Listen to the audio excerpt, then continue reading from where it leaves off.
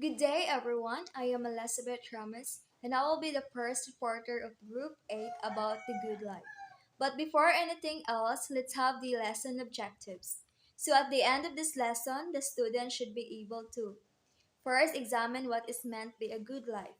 Second, identify how humans attempt to what is deemed to be a good life. And third, recognize possibilities available to human being to attain the good life. Introduction.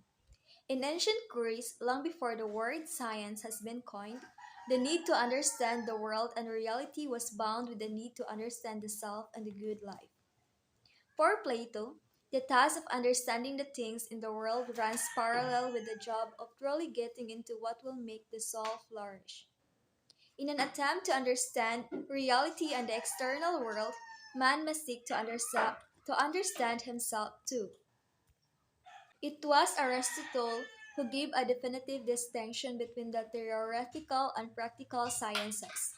In theoretical disciplines, Aristotle included logic, biology, physics, and metaphysics, whereas truth is the aim of theoretical sciences.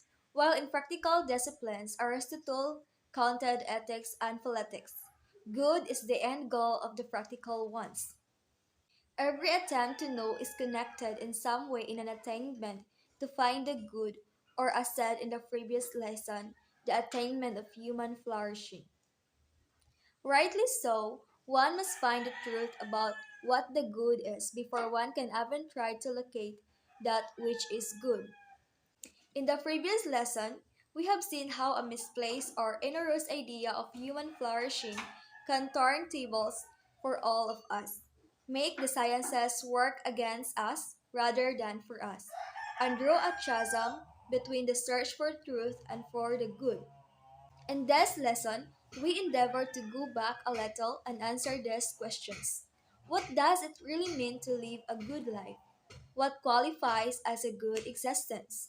Granting this understanding, we are assumed to be in better position to reconcile our deepest existential need as human beings and science as tool to maneuver around the world. Now, let's have Aristotle and how we all aspire for a good life. It is interesting to note that the first philosopher who approached a problem of reality from a scientific lens, as we know now, is also the first thinker who dabbled into a complex problematization of the end goal of life, which is happiness.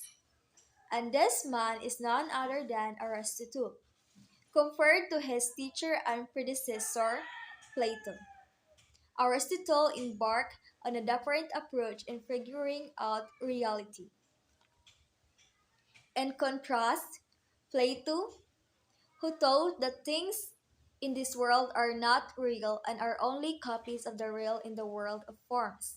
Aristotle puts everything back to the ground in claiming that this world is all there is to it and that this world is the only reality we can all access.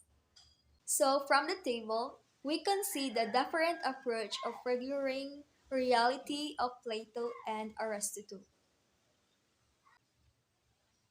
For Plato, change is so perplexing that it can only make sense if there are two realities, the world of forms and the world of matter. For example, when you try to see yourself in front of the mirror, you normally say and think that you are looking at yourself. That is, you are the person who slept last night and you are the same person looking at yourself now, despite the occasional changes like a new pimple that grows on your nose. The same is true for a seed that you threw out of the garden last month. When you peek into the same patch of land where the seed ingrained itself into, you may be surprised to see a little plant showing itself to you and to the sun. Plato recognized change as a process and as a phenomena that happens in this world that in fact it is constant. However, Plato claims that despite the reality of change, things remain and they retain their ultimate whatness. That you remain to be you despite the pimple that now sets atop your nose. from the given example. And Plato was convinced that reality is full of the seemingly contrasting manifestations of change and permanence. For Plato, this can only be explained by postulating two aspects of reality, two worlds if you wish, the world of forms and the world of matter. In the world of matter, things are changing and impermanent. In the world of forms, the entities are only copies of the ideal, and the models and the forms are only real entities. Things are read in this world because they participate in what it means to be read in the world of forms. And that's all for the stand of Plato. And for Aristotle, I will give the floor to Miss Martha Reques.